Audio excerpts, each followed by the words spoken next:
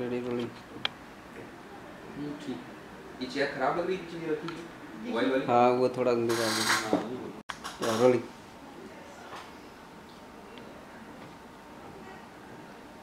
Sir आप अपने big shot media के बारे में बताइए। बिग शॉट इवेंट कंपनी खोलने का एक मकसद था कि बहुत सारे कलाकारों के साथ में कई सालों से जुड़ा हुआ हूँ और करीबन 25 वर्षों से मैं कलाकार तो सब लोग को प्रोवाइड कर ही रहा हूँ, लेकिन मुझे ऐसा लगा कि मेरी अपनी कंपनी रहेगी तो मैं बहुत सही ढंग से उन्हें पैसा दिला पाऊँगा, सही शो दिला पाऊँगा। इस उद्देश्य को लेते हुए और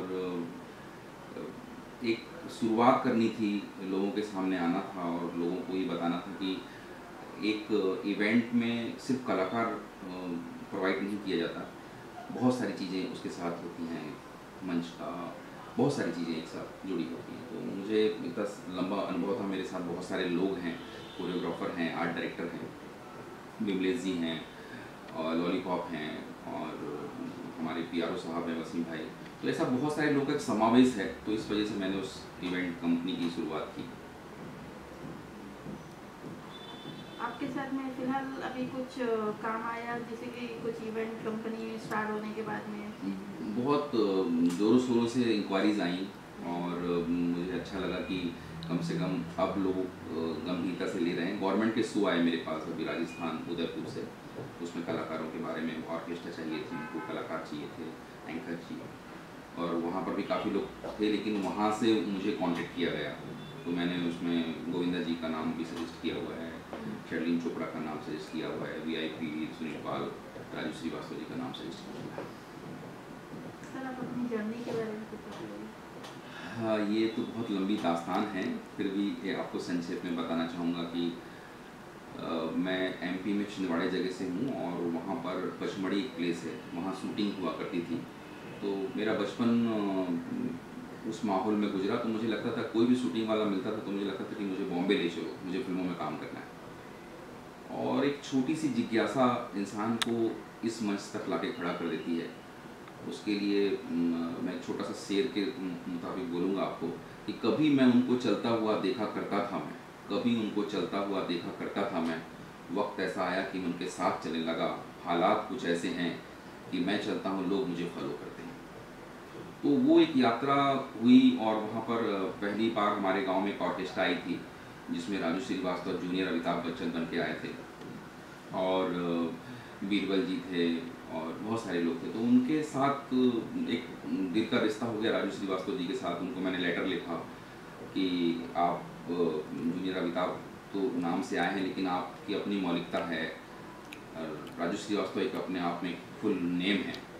तो उनको शायद मेरा प्रस्ताव अच्छा लगा, मैं काफ़ी छोटा था उनसे और एक आंतरिक बना, मुझे लगा कोई पिछले जन्मों का रिश्ता है उनके साथ मेरा, और मैंने उनको बड़े भाई के रूप में, गुरु के रूप में अपनाया और उन्होंने मुझे यहाँ आने का निमंत्रण दिया और फिर अपनी यात्रा चालू की मैंने। और फिर मैं धीरे धीरे सेक्रेटरी बन गया।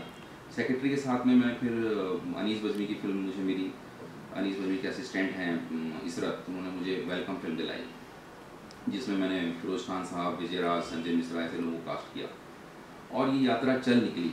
मुझे मालूम ही नहीं था कि मैं क्या बनने आया हूँ। एक शेर से और बोलना चाहूँगा कि मुझे पता भी नहीं था कि मैं कौन हूँ और क्या हूँ। सॉरी, ये दुनिया की नज़रों में मैंने अपना वजूद देखा, इस दुनिया की नज़रों में मैंने अपना वजूद देखा, मुझे पता भी नहीं था कि मैं कौन हूँ, क्या हूँ और कहाँ से आया हूँ। तूने जो मुझे छुआ तो मुझे मेरा पता मिल गया। तो ऐसी कारवां बढ़ता गया, लोग मिलते गए और धीरे धीरे ये यात्रा कब तब्दील हो गई और कब मैं लोगों के लिए काम करने लगा, कोई डिसाइड नहीं था लाइफ में कि ये बनना है। और बस एक ध्येय था कि लोगों के काम आना है जीवन में, और वो काम व्यवसाय कब बन गया ये मालूम नहीं पड़ा।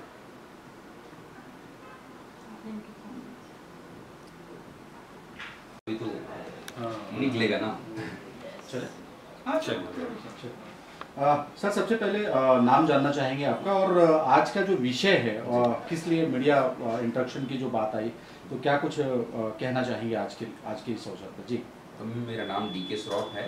बतौर मैनेजर और बतौर कास्टिंग डायरेक्टर मैं कई सालों से काम कर रहा हूँ यहाँ पर, और एक इवेंट कंपनी की ओपनिंग की है मैंने। और इसका पर्पस ये था कि बहुत सारे कलाकारों के साथ मैं जुड़ा हूँ और उनके लिए खुल के काम करना चाहता था मैं। एक तो मैं पहले से आर्टिस्ट दे रहा हूँ, लेकिन एक इवेंट के अंतर्गत मैं पूरा एंकर, आइटम गर्ल्स, एक्टर और सारा एक सिंगर्स, एक पूरा समावेश करके एक पूरा प्रोजेक्ट डिज़ाइन करना था मुझे कि एक इवेंट ऐसा भी होना चाहिए जिसमें सारी चीज़ें हों, क्योंकि सिर्फ दर्शक यंग नहीं होती है, ओल्ड लोग भी होते हैं, तो उनका भी ख्याल रखा है, बच्चों का भी ख्याल रखा है। तो इस तरीके से पूरी सब चीज़ों का समावेश हो उसमें, 3 घंटे का कार्यक्रम हो तो उसमें सारे लोग उसमें सम्मिलित हो सके और इन्जॉय कर सकें। सर बात करें कास्टिंग काउच का, उसके विरोध में भी सूत्रों से जानकारी मिली है कि आप कुछ काम करते हैं, उस पर अंकुश लगाने का काम करते हैं, तो क्या कुछ आपके जहन में है, कैसे होता है कास्टिंग काउच का और उसका? जी, ईश्वर की तरफ से कुछ मैंने अपने कुछ सिद्धांत बनाए थे कि बतौर मैनेजर में काम कर रहा था तो बहुत सारी लड़कियां आती थी हमारे पास में, तो हम उन्हें एक रास्ता बताते हैं, जैसे कि गांधी जी का एक कोटेशन है कि मंजिल पवित्र है तो रास्ते भी पवित्र होने चाहिए। तो मेरा पर्पस था कि दुनिया क्या कर रही है उससे नहीं है, डीके श्रॉफ क्या कर रहा है इस बात का मुझे ख्याल था कि मैं माँ बाप अपने बच्चों को बहुत संस्कारों से पालते हैं और यहाँ भेजते हैं, तो वो गलत दिशा में ना जाएं, इस पर्पस से मैंने एक ऐसा हीरो बना हूँ जो फ्रंट में ना के बैक में रहा हूँ और उनको ये समझाता था कि आपको कैसे जीना है। एक शेर से आप उस चीज़ को समझ पाओगे। एक लड़की आके मुझे अपनी दास्तान सुना रही है, उसके ऊपर से मैंने लिखा है, एक शमा ने मुझसे कहा कि मोम का जिस्म लेके जाऊं कहाँ, एक शमा ने मुझसे कहा कि मोम का जिस्म लेके जाऊं कहाँ, इस शहर में हर कोई वासना की आग लिए फिरता है। मैंने उससे कहा कि इस भीड़ में एक चेहरा ऐसा भी है जो अपने दामन से समा रोशन करता है। जी जी। तो इस तरीके की विचारधारा है मेरी कि मैं मानता हूँ कई लड़कियाँ गलत ट्रैक पर चली जाती हैं और उनका भी मुझे अनुभव रहा है, उनको किस तरीके से उस दलदल से निकालना और किस तरह से उनकी आर्थिक मदद करना, उनका मनोबल बढ़ाना।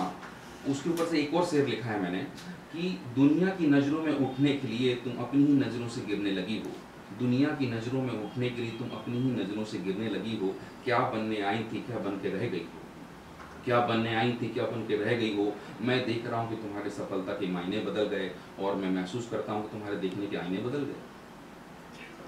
जिस तो कैसे करते हैं आप, कैसे, जैसे कि कोई लड़की कहेगी कि मैं भुक्तभोगी हूँ, मेरे साथ नहीं सब हो चुका है, तो पुलिस कंप्लेंट करते हैं वगैरह या क्या? मैं सबसे पहले तो घटना होने नहीं देने का प्रयास करता हूँ कि आप बड़े बड़े नामी ग्रामी लोग होते हैं जो पहले काफ़ी फिल्में बना चुके हैं, कर चुके हैं, वही लॉलीपॉप देते हैं क्योंकि उनके पास काम होता नहीं है।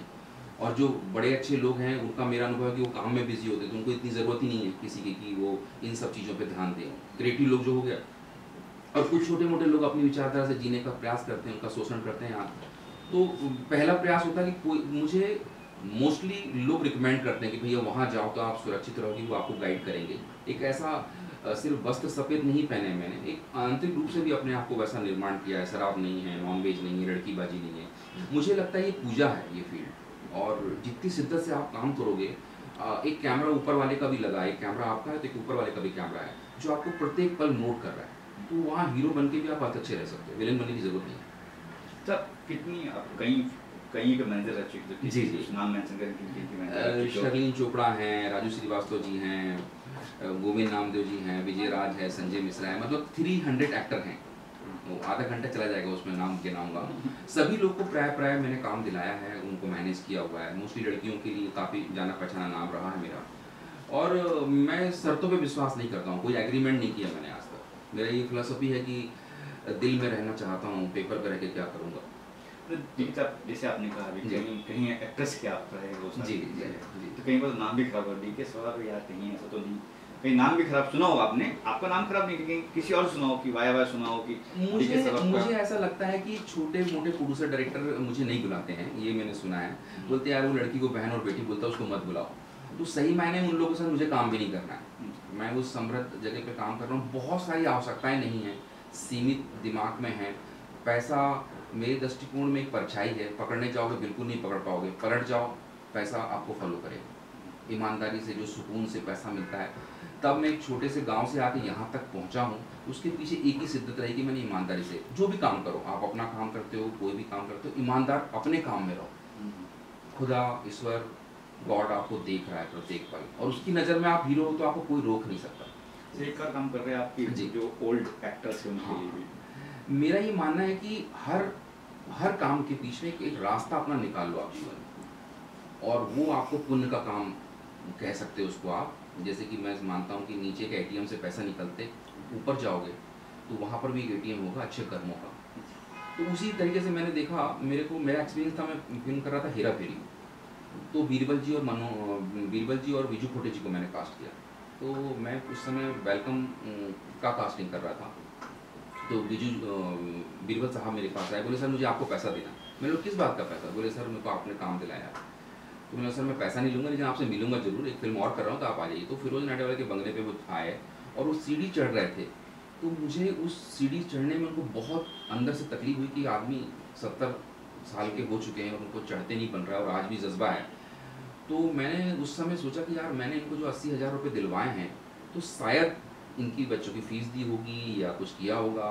और फिर मैं उनसे एक हृदय परिवर्तन हुआ मेरा कि यार एक तो ऐसा आदमी हो जो इनके लिए खड़ा हो, काम करे। और मेरा ये मानना है कि लोग हर समय अंधेरों के बारे में बात करते हैं। मेरा ये मकसद है, अंधेरों की बुराई नहीं करता मैं, एक कोने में दीपक जलाने पे विश्वास रखता हूँ। तो बस मेरा एक था कि छोटा सा अभियान करूँ और उसको बढ़ते गया। फिर बहुत सारे लोग ऐसे आए, उनको मनोबल की बहुत ज़रूरत थी। बच्चे लोग भी ध्यान नहीं दे पाते क्योंकि वो अपनी दुनिया में मस्त है, और यहाँ पर इस तरीके का माहौल है, जब आप काम करोगे तो समाज में इज्जत होगी, परिवार में इज्जत होगी। तो वो कहीं ना कहीं मुझे ऐसा लगा कि एक बंदा मैं वो बन सकता हूँ। मतलब उसके ऊपर से मुझे एक बात ऐसी लगती है कि यार काम आना चाहिए दूसरों के। छोटी सी फिलॉसफी जीवन में कि एक होता है लो और एक ला। तो मैंने गॉड से ये बात की कि यार मुझे देना है लोगों को। आप अच्छी चीज़ें दे सकते हो, सोच दे सकते हो और एक समय दे सकते हो आप किसी को। तो इन सब के अलावा आप एक NGO भी चलाते हैं सर, जी। कैसे कैसे मैनेज कर पाते हैं ये सब इतने लोगों का काम करते हुए?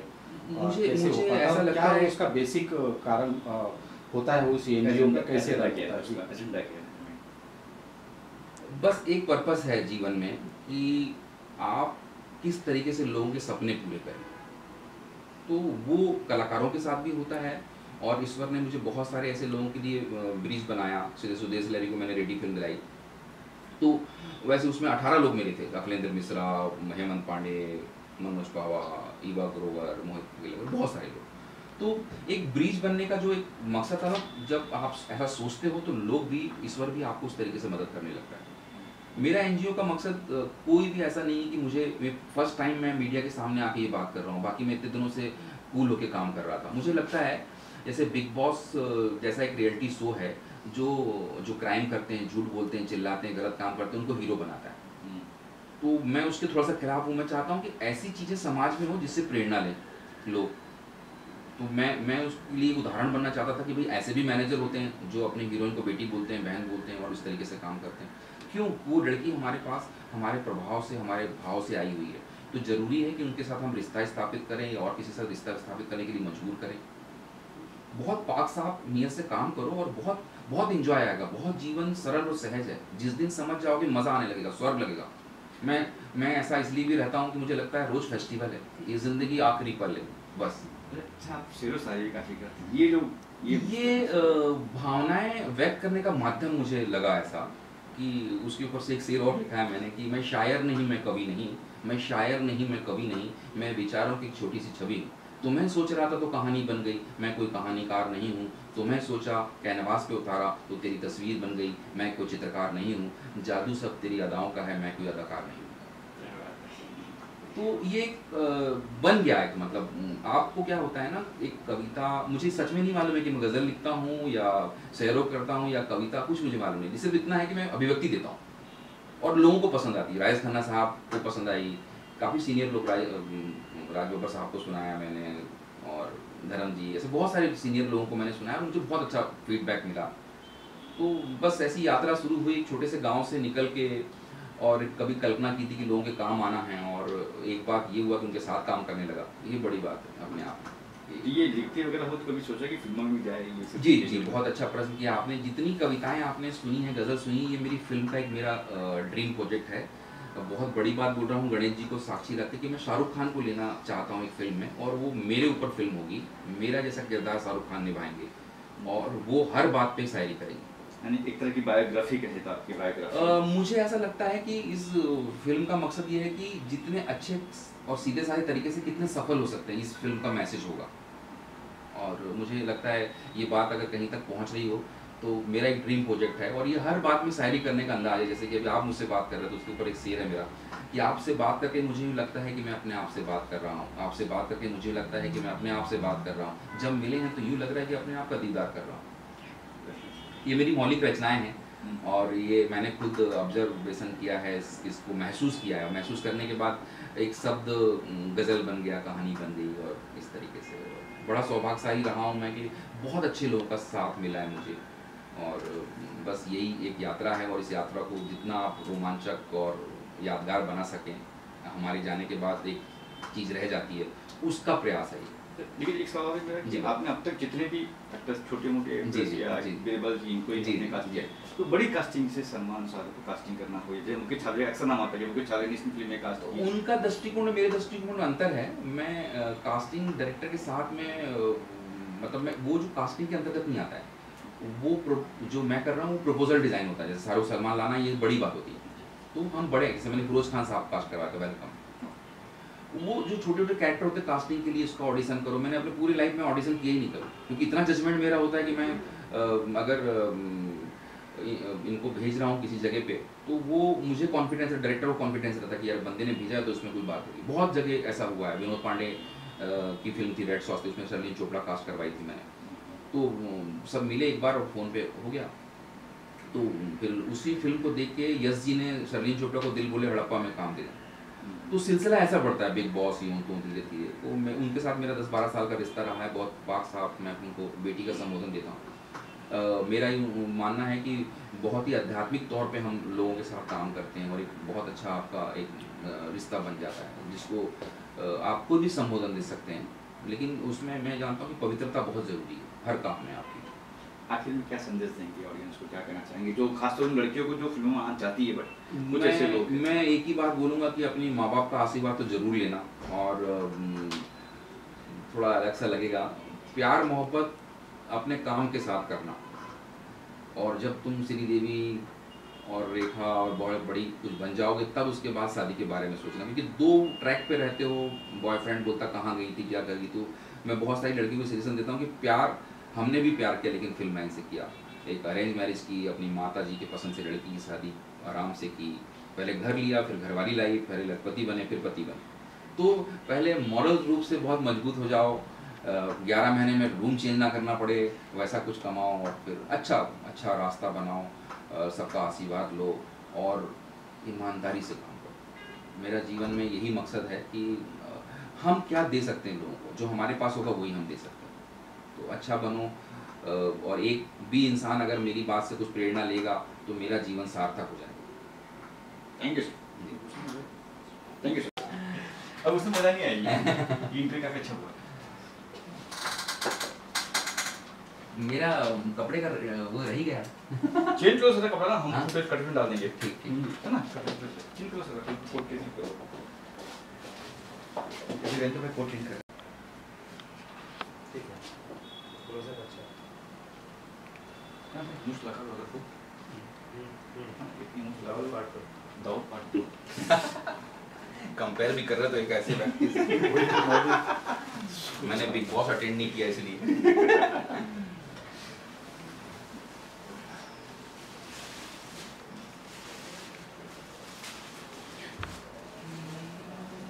ब्लैक पहन लेता हूँ ना, अच्छा रहेगा, थोड़ा व्यक्तित्व रखता है।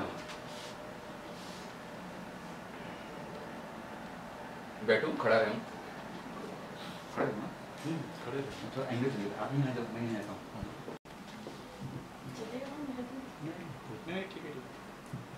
अलग अलग देना चाहिए ऐसा। दिलीप कुमार साहब से मैंने सीखा है कि फैन के जैसे रहना चाहिए कलाकार को, यहाँ कुछ अलग फिर यहाँ फिर यहाँ फिर यहाँ, ऐसा दिलीप साहब कह देते हैं।